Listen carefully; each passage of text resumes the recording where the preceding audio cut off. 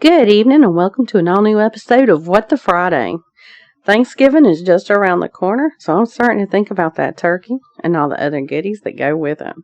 But there's also something else that's been on my mind a lot lately, and that's what I'm going to be talking about tonight. It's a story that takes place right here in South Carolina, and it happened 8 years ago. I'm talking about the mysterious circumstances that led to the death of 19-year-old Tucker Hips.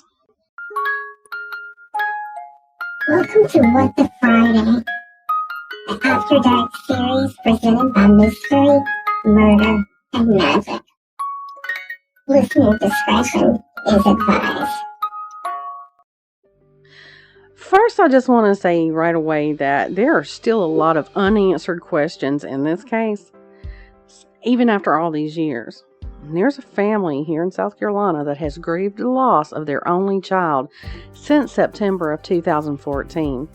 And although nothing can take that pain away, answers as to what happened to their son Tucker might help bring just a little bit of peace in a turbulent situation that most parents are fortunate enough to not understand what that is like.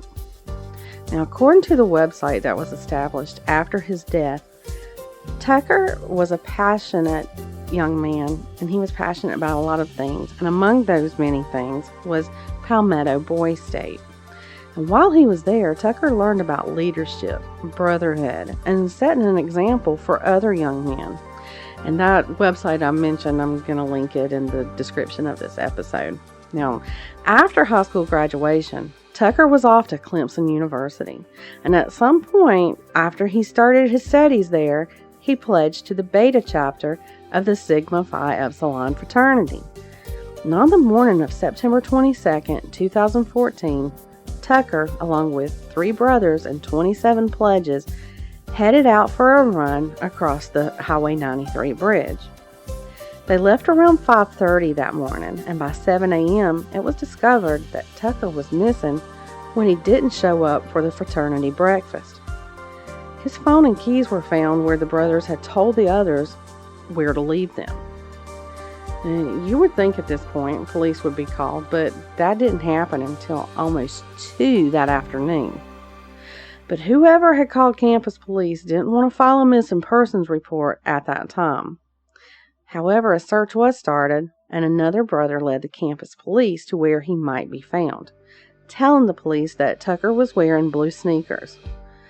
Now, by now, it's 3:30 in the afternoon, and when they went underneath that bridge and it was searched, officers found those blue sneakers just above the water of Lake Hartwell, and sadly, Tucker's body was submerged below.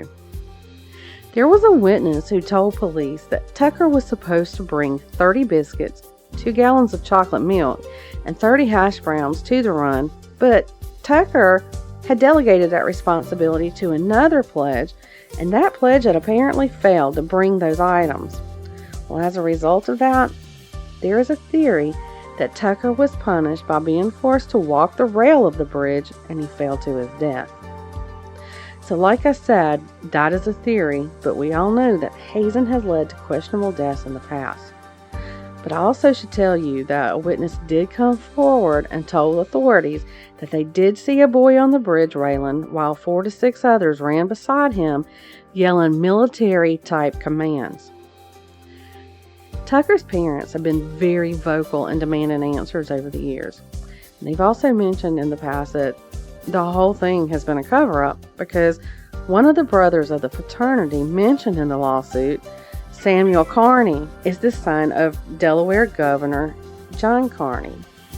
2 other brothers, Thomas Carter King and Campbell T. Starr, were named in a lawsuit that the Hips family filed in the early years of the investigation.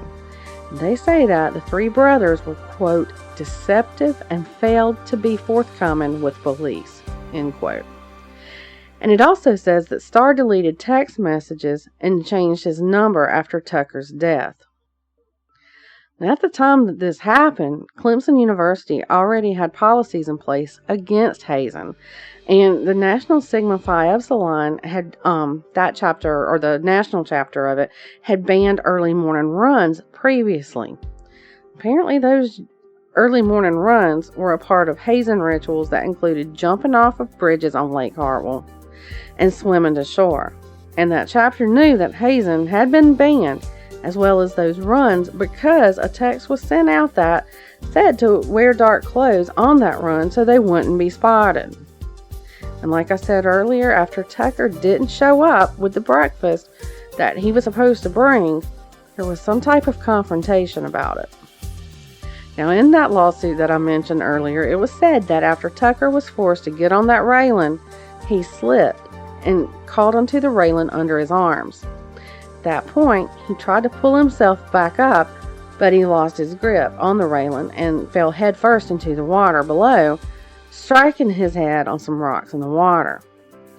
And King used a flashlight on his phone to look for Tucker, but no one tried to rescue him. The lawsuit went on to say that the brothers tried stalling Tucker's girlfriend when she asked where he was by telling her that someone had seen him in the library.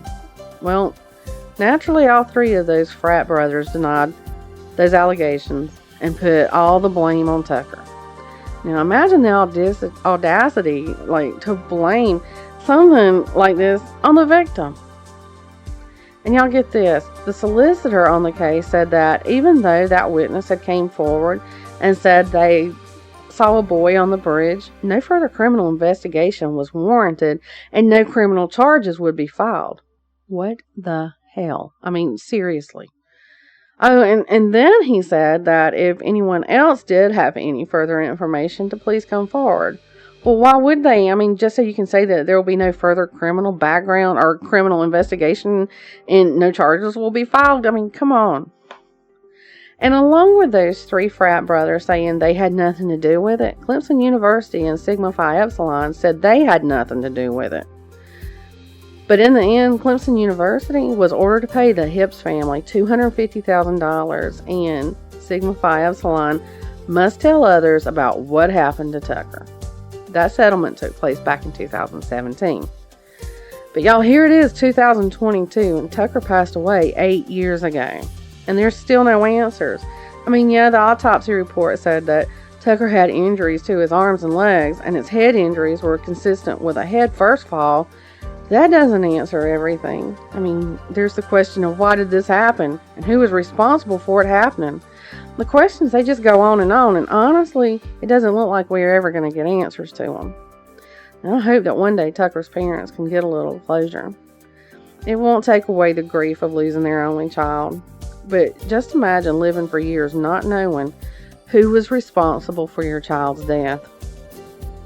Well, y'all, that's all I have for tonight's episode. And like I said earlier, the website that I mentioned, it's going to be linked in the description of this episode. Y'all have a good evening and an awesome weekend.